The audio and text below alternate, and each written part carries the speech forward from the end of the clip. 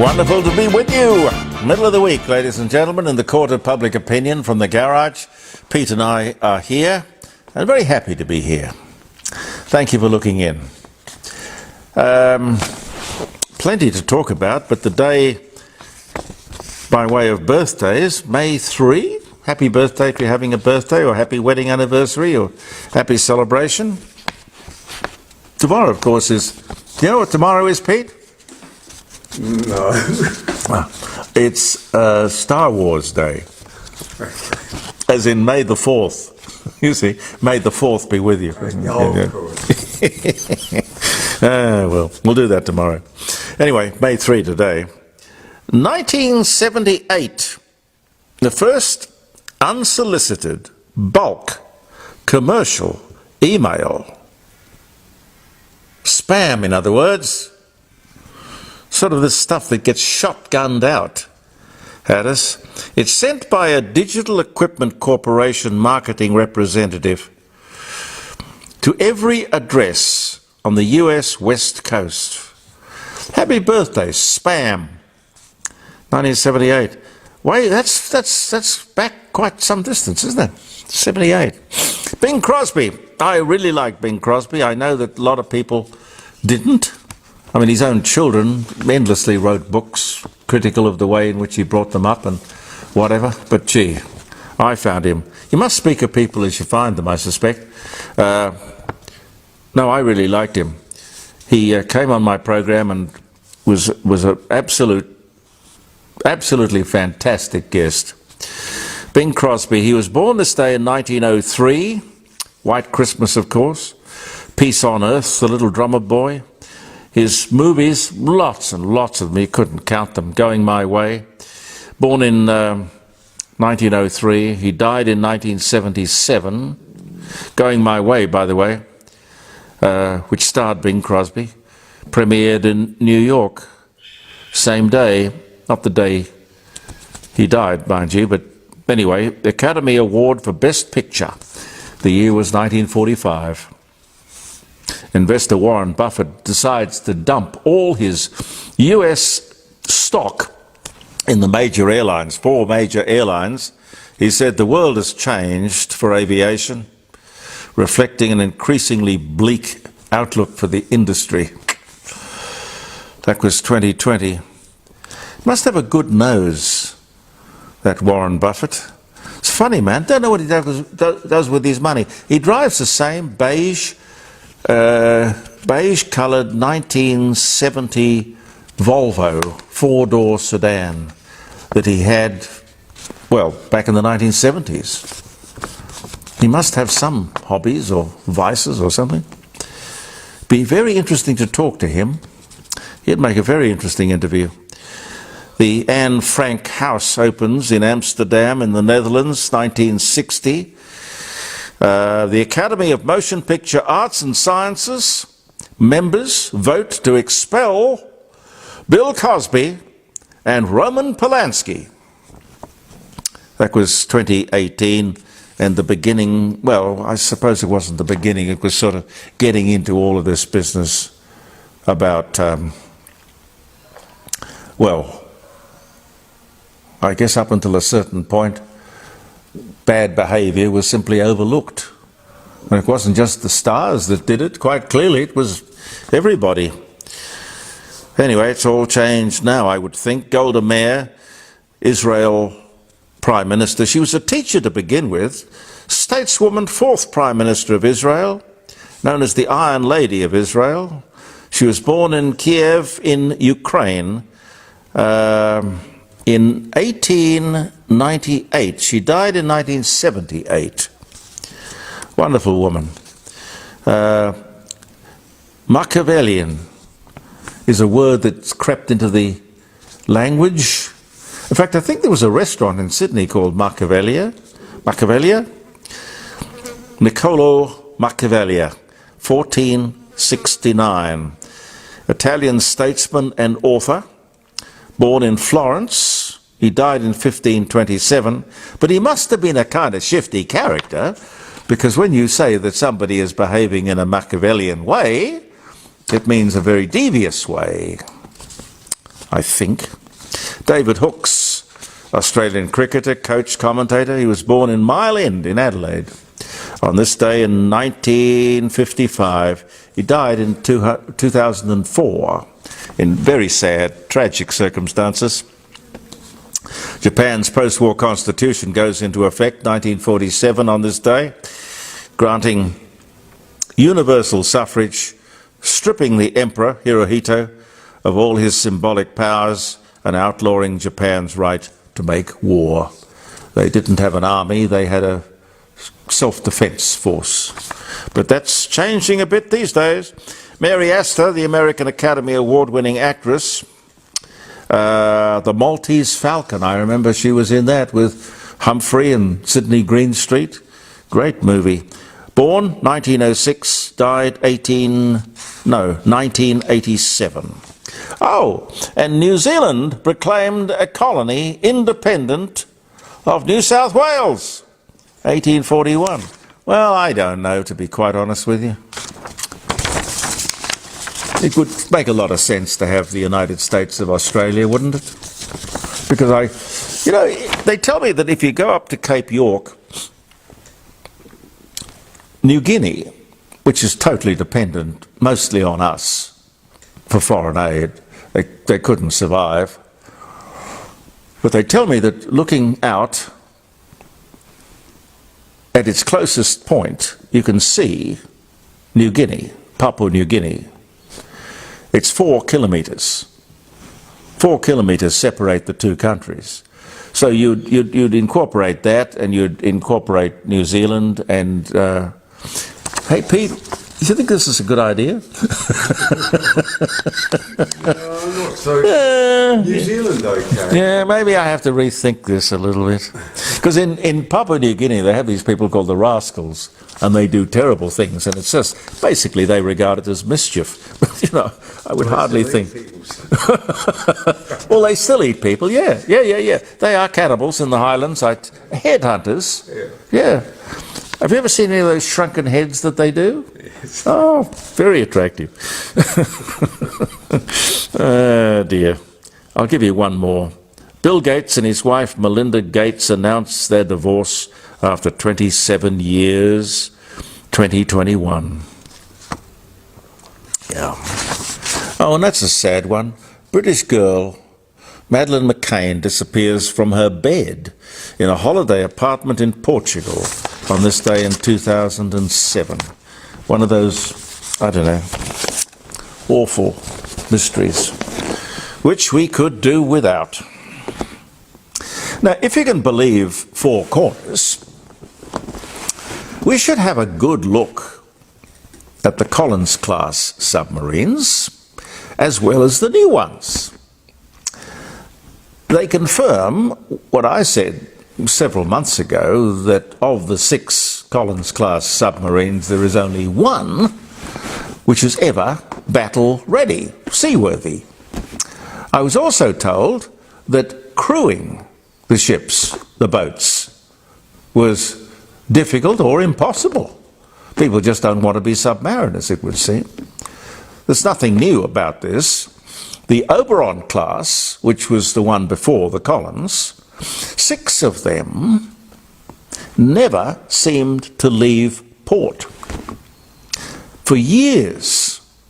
And I remember, because I used to drive past, going to work and coming back from work, for years, all 6 of those Oberon-class submarines sat in Blackwattle Bay doing absolutely nothing.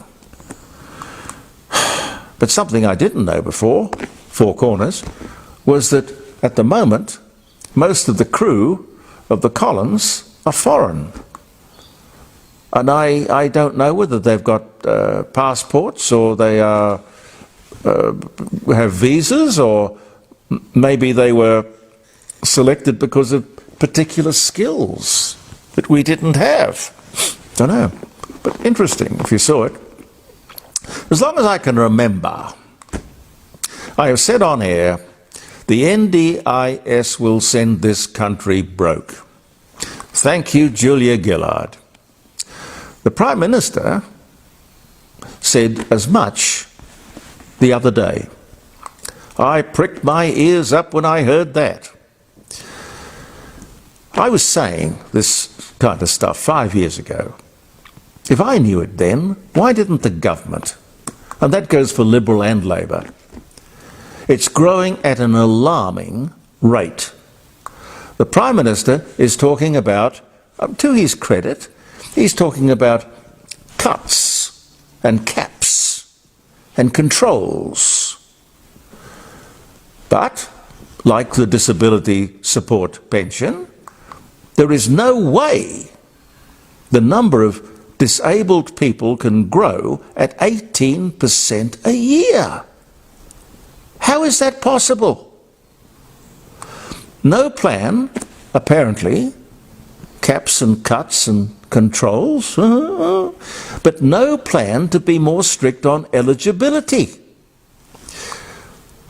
I don't understand it.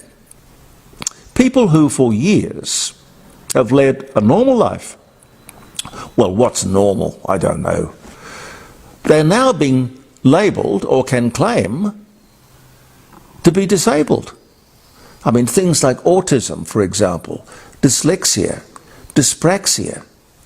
And now there is a push to get anyone who has had long COVID on the NDIS. It's true. A few years back, if it had been around, I would think, anyone with, repetition strain injury would have been on the NDIS. You remember RSI, don't you? We mentioned it, I think, yesterday. RSI. Everyone had RSI. It seems that the underlying NDIS emergency, in all honesty, is the philosophy, the philosophical desire to get as many people onto welfare as possible. I don't mean to be cynical. I think that that is deep in the DNA of Labor. Why, I don't know. Let me get back to immigration for a second. Immigration and population. Globally, population is the big problem, not climate. It's insane that we don't have a population policy. Maybe Labor worries about its own history. You see, it was Labor who came up with the White Australia policy. Long before John Howard said, we will decide who comes to Australia and the way in which they come, there was a guy called Arthur Caldwell. Remarkable also because he was the subject of the first attempted political assassination in Australia. You might remember that. But he was Immigration Minister and later leader of the party before Whitlam.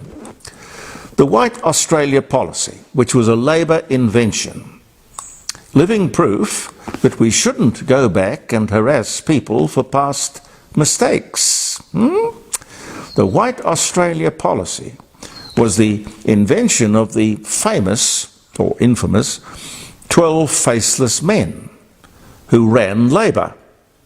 All union men. I can't say whether they were good or bad because no one ever knew who they were. But no women, you note. 12 faceless men. They were the men who protected the worker. All of that, with its problems, was real Labor. They were there for the worker. Now, who is Labor now? I don't know. I really don't. Doctors' wives, trendy inner suburban lefty professionals, academics, intellectuals, arty and crafty people. How do we draw a line between the Greens and Labor? I remember a friend of mine, John Singleton, who had an advertising agency at the time called Spasm. Singleton, Palmer, Strauss and McCallum, I think it was. Spasm, great name for anything. He was a very good man. A bit of a lefty, I suspect. I think, in fact, his advertising agency used to have the Labour Party account. See, he did their advertising. He went out and he started his own political party, which I thought was a really good idea. It was called the Workers' Party. The Workers' Party. Bloody good idea. That's what we need today, a Workers' Party. I won't put the words in his mouth, but I always read him as somebody who believed simply that the harder you work, the better you eat. Anyway, he was over at a very posh restaurant. I mean, God knows where you are and whether you know it or not, a place called the Barara Waters Inn. I think it's still there, or maybe somebody's turned it into a private home.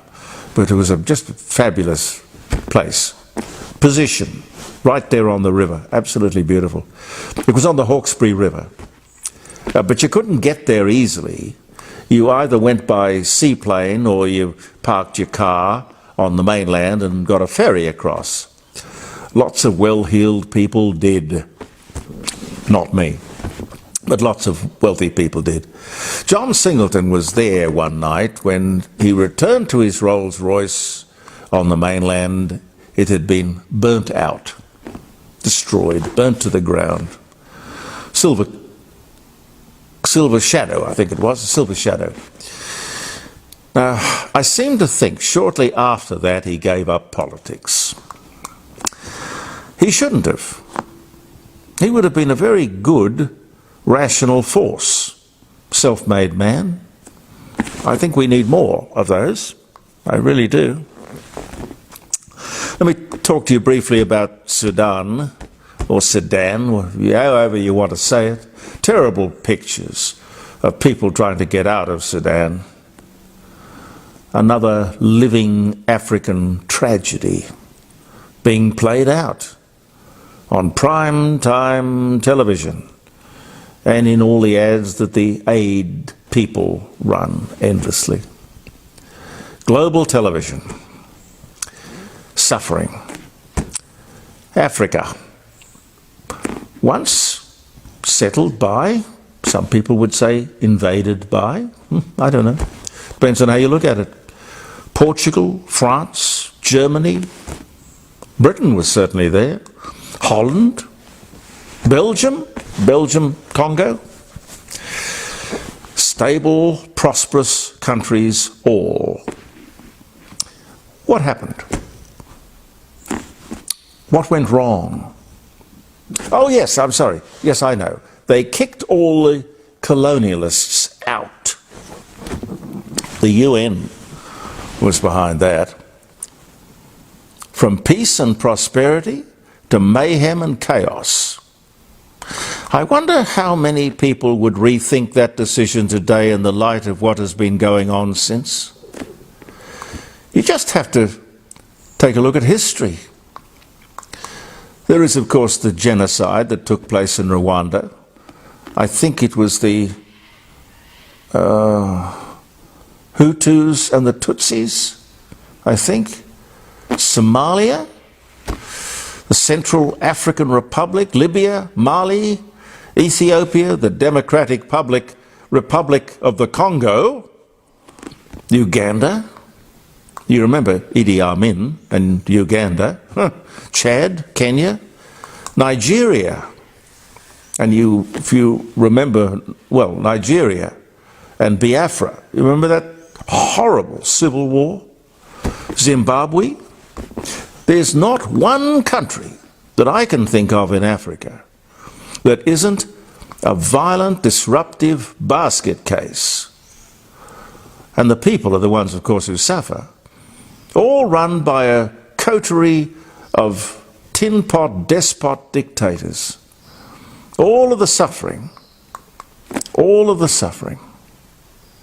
I think we can put at the feet of the United Nations. I really believe that. I don't know, have I got time for one more? Yeah, why not? I just worry about the lithium-ion battery in the camera. I don't know. Anyway, let me just say this. Let us be hugely grateful for this wonderful country. Argumentative, we're tolerant, we're fair, we're just, we're competitive, sometimes lazy, fun-loving, probably because of our roots. And our roots, of course, come from many different places. And I think the other thing we can be grateful for is that we are not a republic.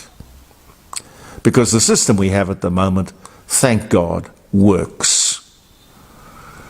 There is more to unite than to divide. But we may just have to fight for it if we value it. Thank you very much for viewing the Court of Public Opinion, ladies and gentlemen. I'm Jeremy Cordo. Peter Clayton and I will be back tomorrow. Believe in yourself, and thank you for viewing.